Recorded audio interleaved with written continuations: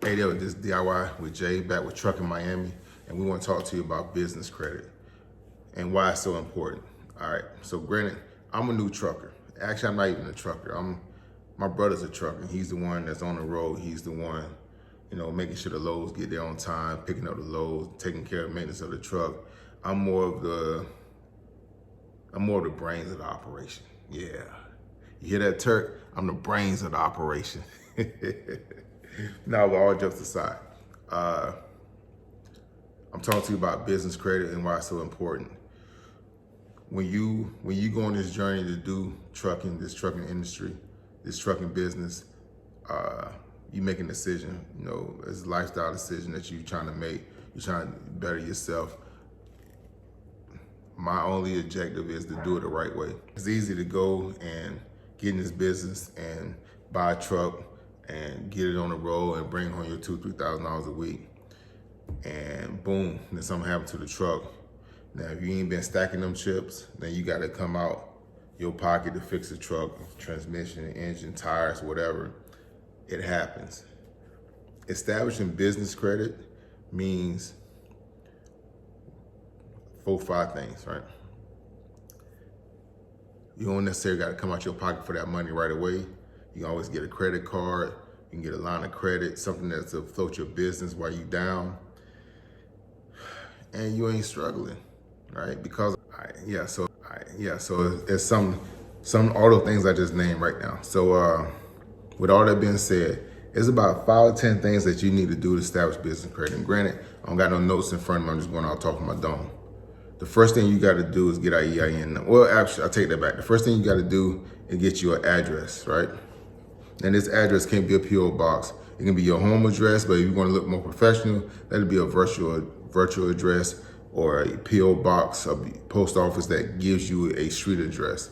One, because a lot of the credit cards you apply for, a lot of the different vendors you're going to apply for, they don't want to see a PO box, blah, blah, blah. You know what I mean? They want to see a physical address. And granted, a lot of us doing this from our house. You know what I mean? And we want to give our house address. If you can, get a virtual office. Just Google virtual office in your city, your neighborhood. Use that address. Sign up with them. The one that I have is about $60 a month, I believe. And they'll mail the mail to you. And the reason I set that one up because I live in Florida. My brother lives in North Carolina. The insurance in Florida is a lot more expensive than the insurance in North Carolina. So we got a virtual office. I didn't want to use this physical address, which we did a little bit, but we switched to the virtual office. That's why I can tell you this now. The switches from his address to the virtual office address was a lot of work. It was a lot of documents. So 1, get your virtual office with the city and state that you want to do business in. 2, apply for your EIN number. EIN number, you go to irs.gov. You put in your information for you start an LLC or S Corp or however you want to do it. Use the address of the virtual office or the address of the house that you want to use and city that you want to use so it match up. After that, you can create a website or get your professional address. If you know about websites or GoDaddy or Site5 or Fat Cow or even Google offer different business addresses. And mind you, you can do it how you want to do it, but this is all for setting a foundation for your business credit. Granted, you can get everything done another way, but if you want to look a certain way, your foundation want to be solid when you apply for these different credit lines, this is the way to do it. Get you a professional email address. So your trucking company is like ours, Trucking Miami. It want to be Robert at Trucking Miami or John at truckingmiami.com. That's your professional email address. So now you got a address, a professional email address, and an EIN number. All right, from that, you take that and you apply for your MC, your DOT, and your BOC3. I went through a company, TBS. I gave them all my information. Everything lined up. So when they went to the FCHM website, all my information was the same. I took that, right, that little line. I also registered my company with the state of North Carolina. So my virtual address matched the address on the EIN number, matching the address on the state office number. Granted, this is the way to do it. Me, I ain't do it that way. I had two different addresses. I had my virtual office address and I had my brother's home address that lives in Raleigh. So I had different addresses out there. I had to get them all modified to match one address to move forward.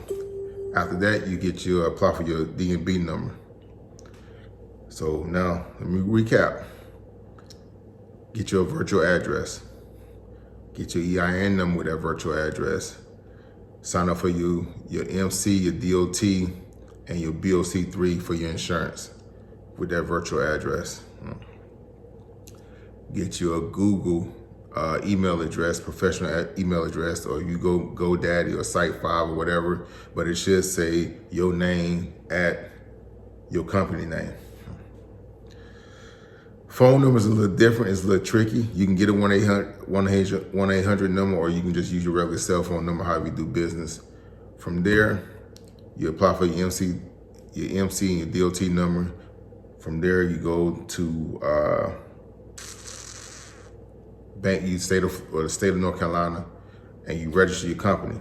So at this point, everything for your business is solid. When you register your company, right? You register your company with the state, whatever state you're doing it in. Now we start to step into that lines of applying for business credit. So the first thing after your company come back registered, it might take a week or two. The first thing you do is go down to your bank that you want to use, credit union, Chase, PNC, Bank of, whatever case. You take that, your articles of incorporation if it's an LLC, or articles of organization if it's an LLC. You take that to the bank. And from the bank, if it maybe 2 or 3 days for it actually show up on the website. So the bank gonna take all your information, look on the website, see that your company is registered and the address is matched. They're gonna give you a bank account. So now you got a business bank account, you got an MC number, a DOT number. It's coming back. Now this time it takes like 23 weeks to get verified and get your authority. So it's coming back. Your MC, your DOT, your BO3 is filed. But granted, the thing about the BO3, if you get insurance to do like Amazon, like the BOC3 just gonna give you the regular trucking insurance, that's $750. But if you want to do Amazon, it's $1 million. And you got to, find your insurance agent, or you can go to Progressive, whatever. They're gonna, if you file your BOC3 and you decide you want to do Amazon, and you get the Amazon insurance and it shows $1 million, well, on your FCSM, the website is just gonna say $750 because that's what your BOC3 said if you had a company do it. Now you got to write a letter to the website, FMCSHA, and tell them that you got this $1 million insurance, and probably show them proof, probably show them any type of certificate of insurance or something like that. You're gonna need to do a lot of that. Show you a certificate of insurance so they can change it on that website. That's very important. I'm gonna tell you why later on. So go back to your business bank account. So now that you got all that, right? And it's probably like 2 weeks going by. You got a whole another week for your authority to come out, and you decide you want to go Amazon. Your insurance is showing up, the Amazon insurance, right? With $1 million plus a $2 million, whatever. But when you apply for Amazon Relay, you're not getting past the first board card. They say you're not in compliance. There's a couple reasons why you may not be in compliance, but the very first one, the main reason, is that your insurance doesn't show the insurance that's needed on the FCMS. I can't think of the website. You know what I mean? The F website is showing that same $750. So you got to get the website to update that to $1 million. And once the website updates to the $1 million, you go back to Amazon Relay. You put in your DOT, your MC number, and it's gonna let you go down to the next one. Because if it's not showing $1 million on that website, when you try to apply for the Amazon Relay, is the first thing they ask you, your DOT and MC number. If that's not coming in compliance, they're not gonna let you go to your name of your company and your business and your insurance. They're not gonna let you do none of that until that comes in compliance. That won't come in compliance until they look on there where algorithm that they use to check that MC, that website says 1 million. Enough being said. That's with Amazon, but this is back building business credit. So you got your business checking account. You got the address linking up, match it up. So now you go out and you apply these first level vendors. And these are the 3 that I know offhand that'd be easy to apply for and easy to get. The 2 gas cards and the invoice for Uline. And the invoice for Uline. So the gas cards, you just apply. They want to see pretty much just all your information, right? They really don't ask you anything out of the ordinary. They want you to do a personal guarantee though. But other than that, they don't really ask you for nothing out of the ordinary. When you go to Uline definitely don't ask you nothing. Yeah, you put in your information, make sure the name of your company and the address that it's shipping to, and the billing address is the same. And then, well, not the address that it's shipping to, but the billing address, your name, your company name, the billing address is the same as your virtual office address. The shipping address can be different because wherever you want to ship to.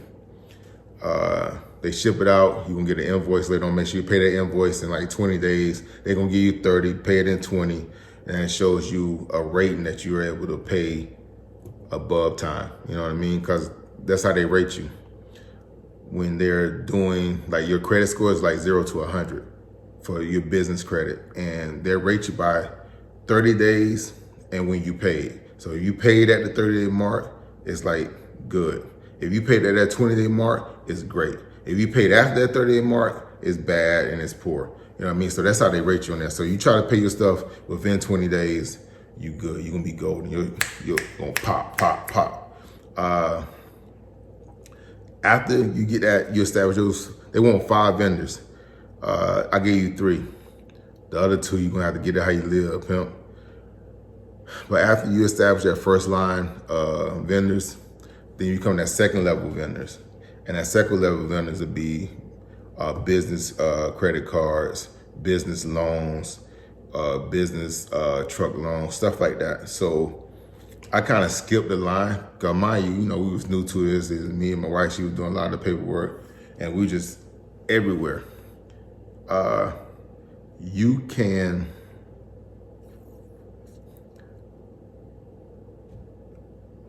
PG it, personal guarantee a business loan, right? Or for a car, for a truck. So that's what I went and did. I applied for the truck, finance the truck, and I said, listen, I want this truck in my company name. So I gave them all my information, and they said, well, you don't really have any company credit. Yeah, no problem. I'm a personal guarantee it. So then when I went personal guarantee it, they want to see all my information. They want to make sure my credit was good. I had the finances to cover it if something went wrong. So, I gave them everything. I got approved. The only thing I didn't like about this, it was a prepayment penalty. So if I decide to put the truck, like 4-year loan, 4-year lease, not lease, 4-year finance. So if I pay it off in like 2 years, I got to pay 6% of the balance. I pay it off in 3 years, I got to pay 4% of the balance. I pay it off in that 4th year early, I got to pay 2%. That's the only thing I didn't like. But again, I was so excited to get it started, I just signed it. Because I bought it in Florida and we had to take it to North Carolina, I had to have the tags and all that stuff, registration sent to North Carolina, IRP. That's a whole nother video. That was a hard story, but we got a job done. But back to business credit. So on my business credit file now, and I would know once I made the first payment on the truck, I paid off the 2 vendors that I had the invoices from, and paid those. And I haven't got the gas cards yet. I got approved for them. They haven't came in the mail yet, but they daily. You know what I mean? You use it, you pay it the next day. Well, they gonna pay it. They gonna take it the next day. But once I pay that first note, then I guess my business credit file would actually be like started. So they reported Duns and Bradstreet and a company called Paydex and Experian. There's a lot of different third-party credit companies out there. But as long as you establish yourself as a credible company, you can't be stopped, right? This DIY with Jay, we can't be stopped, baby. We can't be stopped. Yo,